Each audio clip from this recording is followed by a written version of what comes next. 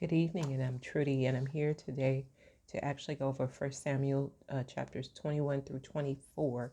So let's jump right on in it. David was fleeing from Saul, and he comes to the city called Nob. And David came to Nob to Ahimelech, the priest, and Ahimelech was afraid when he saw him. And David said to him, "Why are you?" And David and said to him, "Why are you alone?" So, what we have with this particular story, what's happening is that we know that David is actually fleeing from Saul because of persecution, that he wants to actually kill him. So, he's gone out and he's gone to this brand new city. He encounters this priest. And what happens in this particular story is that the priest is alarmed to see him by himself because David, of his stature and who he was, for him to be traveling alone was very odd. So he was alarmed by what he saw about him, and David goes on to tell him when he inquires about it that the king had him on specific business, and that's why he was there alone. And it was like something covert. He didn't have time to ask questions, and he and his men immediately left. So this is what he told them at this point, and the priest, understanding but yet guarded, um, actually hurt David. But the tragedy in all of this is that how the cycle starts is that David is telling a lie and he continues to feed on this particular lie, and it goes on and on and on. And then when David is actually approached and he's talking with the priest, he's asking him in verses 3 through 6, when they start to talk about, he's asking for something to eat. He's asking for uh, bread to eat, and the priest actually tells him that they don't have anything except for the holy bread, which is called the showbread. And the showbread is representative of the 12 tribes of Israel. So there are 12 loaves of bread right there. And he told him that he only had that was available. But the priest, being who he was, even that David, who he was, told him that he would have to uh, basically have not been with a woman for 3 days, because we know that anytime that a man has been with a woman before they could come into or take part of the holy things, they would have to be cleaned. So that would require him not to be able to give them these things. But anyway, David was given the bread because he asked for the bread for himself and his men. Now, he doesn't have anybody with him, but this is what he asked. And then, so um, when we look at uh, the meaning of showbread, showbread actually means to the bread of faces. It's that the faces of everyone, because it's a communal festive festival type thing that you would get together and eat bread together. So this is what was going on there. Then he goes on and he actually uh, encounters in 7 through 9 that David receives a sword and is spotted by one of Saul's royal officials. So what happened was Doeg the Edomite was actually the chief of herdsmen. Being the chief means that he was ruthless, he was stubborn, he was obstinate, and he was violent. And so he encounters this man who's actually been sent there, I don't know, for repentance or whatever, but he's actually in this city and he's been spotted. And Ahimelech is actually talking to David, and he's spending time with him. So you can imagine the optics on what this looked like when Doeg actually saw these things. And then so he said to, he says, "For I have brought neither my sword nor my weapon with me, because the king's business required haste." So he said, "I left very quickly, so I didn't get to bring anything." So the priest said, "The sword of Goliath, is the Philistine who you have killed in the valley of Elah, that is there, and it's wrapped in the cloth behind the ephod, and you can take it with you." So actually, what he took with him was the very thing that had brought him pride, that had brought him victory, that as a young boy, where he actually defeated Goliath. And they're saying that actually where he was, that uh, where the town was, where he was, it wasn't very far from where he actually defeated Goliath. Then it says, "And the servant of Achish said to him, 'Is this not David the king?'" So they were really, really kind of miffed at what's going on. Why is David running around like this? um, not being of himself. And then it goes on to talk about um, that when he handed in the swords and stuff like that. And then it says, there is none like it. Give it to me. This is what he's telling the priest. And this is how we should be about the word of God. There is none like it, and that we should want to carry it everywhere that we go, that it carries that type of reverence with it. Then we have that David flees to Gath. Now, Gath is the place that actually was where the Achish, who was the king of Gath, is where the Philistines were. So it was like he, for some reason, thought that he could go here because he fled the city because Doeg had seen him, but he fled to the city of Gath. And he believed that this would give him some kind of, I don't know, coverage, but we know that was kind of outlandish. And the servant of Agash said to him, is this not David, the king of the land? Did they not sing of him to another in another dance, saying, Saul has slain his 1,000 and David his 10,000? I don't know why he thought he could rummage in the backyard of the enemy and feel like they were going to accept him. So it was really like craziness, because the king was like, what is going on? How does he think he can actually come up in here? And then it goes to 13 to 15 says he changed his behavior before them because David knew that there was some problems getting ready to happen. So what he did was pretend that he was crazy. He he was said, what kind of madness? The king's like, what kind of madness is this? And David starts scratching at the doors and at the gates and stuff. And he started letting drool come all out and get all in his beard and everything. And they were looking at him, and he was acting like a wild person. So they were trying to figure out what exactly is this, that not a man in his right mind who killed our warrior is going to come in our territory and expect to be accepted. He must be mad. And so um, David was able to actually leave there because of the point that they thought that he was insane. Then we go into 22.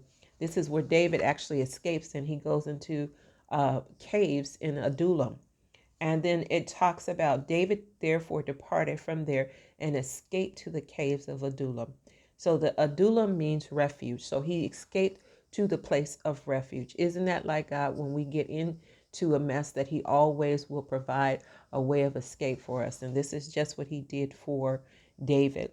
And then we see that when it goes to the next verse, it says, so when the brothers and all the fathers heard of it, and they went down to him, and everyone who was was in distress, everyone who was in debt, and everyone who was discounted gathered to him. So he came captain over them, and there were 400 men with him.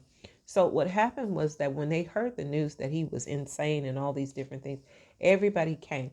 But what it told us, that these were not ideal men. These were people that had issues, and they all came, and he became their king.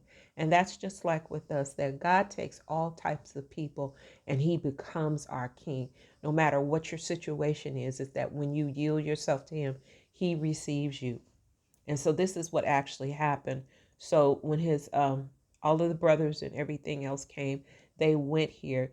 And the message here is, watch how you judge people, because they were willing to come in and actually serve with David. And even though these things were being said for him about him, and he has fallen from grace, and he's basically a fugitive at this point, he still has the respect and honor of these people that he possibly looked down on and did not accept.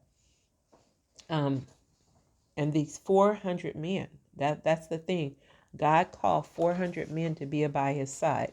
Then David came from there to Mizpah of Moab, and he said to the king of Moab, please let my father and my mother come here with you until I know what God will do for me. So she brought them to the king of Moab, and they dwelt with him all that time that David was in the stronghold, meaning David was on the run. And so the reason why the king of actually Moab actually granted them, because you remember that Ruth who was his great grandmother, was a Moabite.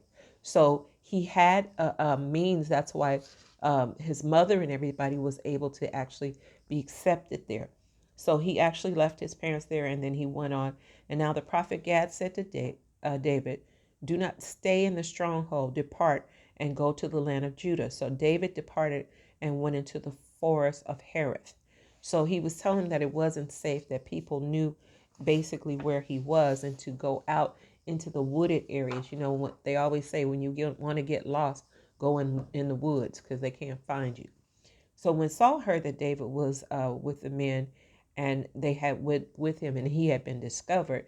Now Saul was saying in Gibeah, under the Tasmir tree in Ramah, he was sitting there with a spear in his hand, and all his servants standing around him. Then Saul said to his servant who stood about him, "Hear now, the Benjamite, will the son of Jesse give you, every one of you, a field and make you rich, and vineyards and make you captains of thousands?" So here he was, Saul was throwing shade at who David actually was, because when he made mention he was the son of Jesse, meaning that Jesse was just a farmer. So he had nothing to actually offer you, but this is where you're going to offer your service.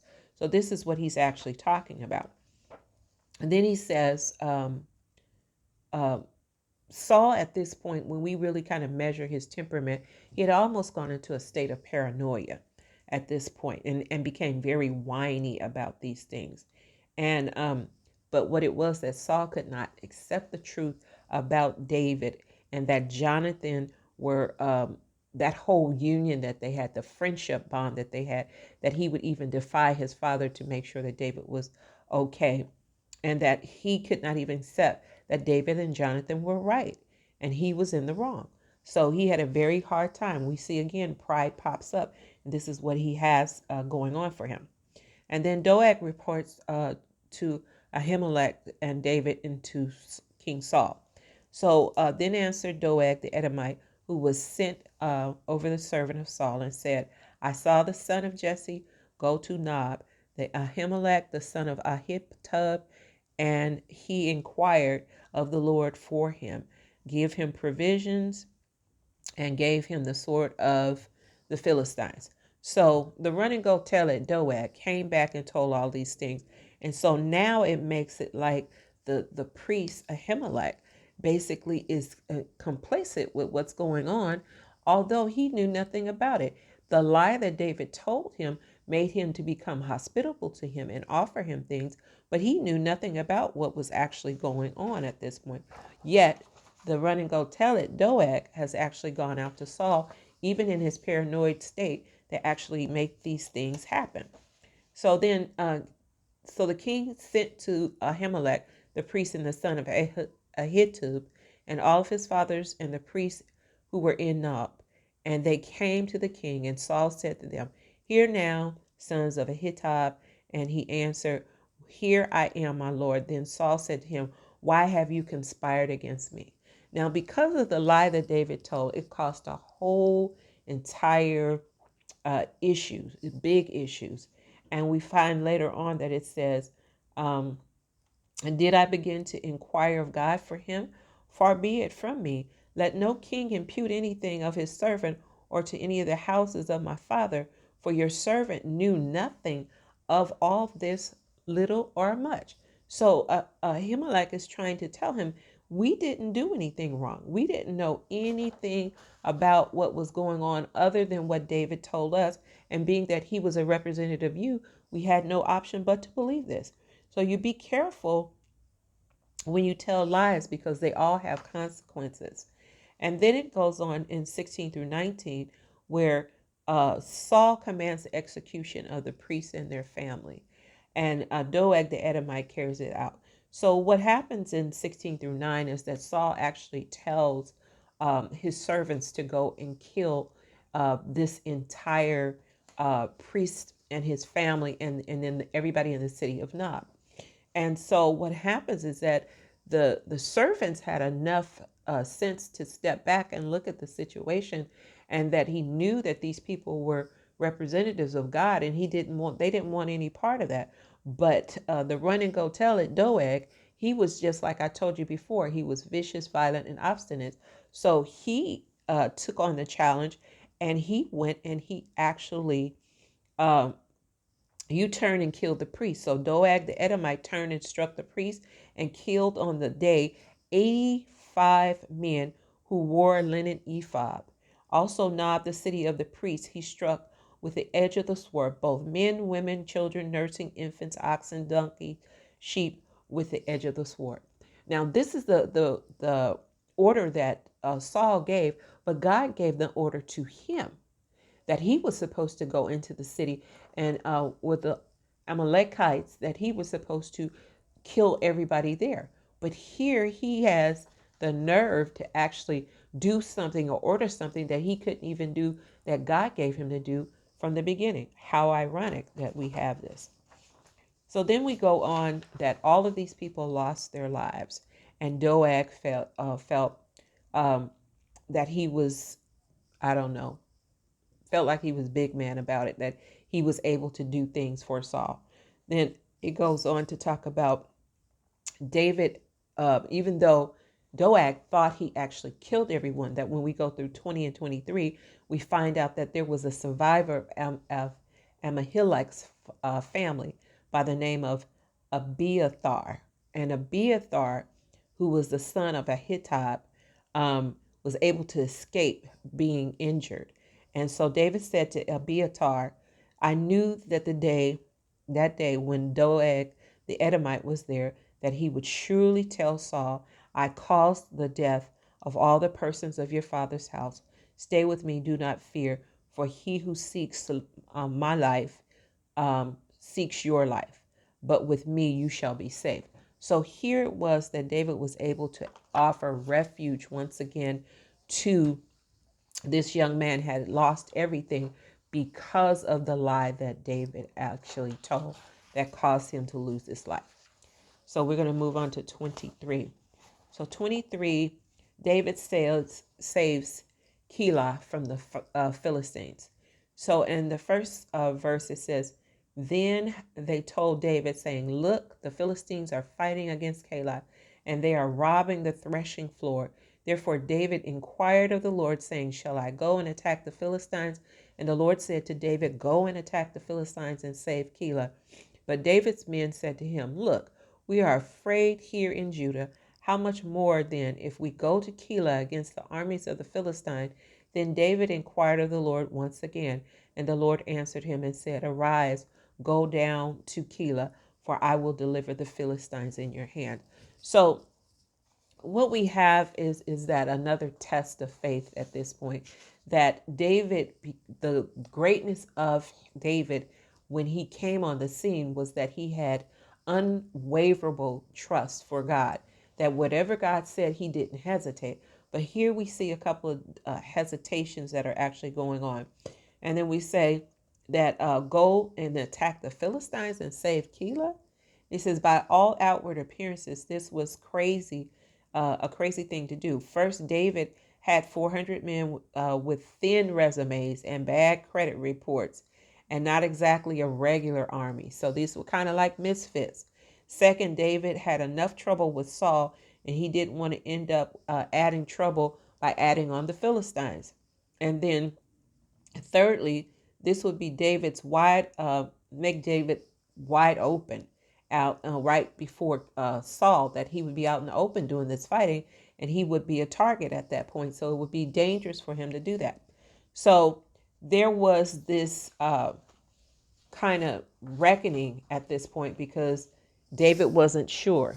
But the thing about it that made it right was that he went back to inquire about it with God.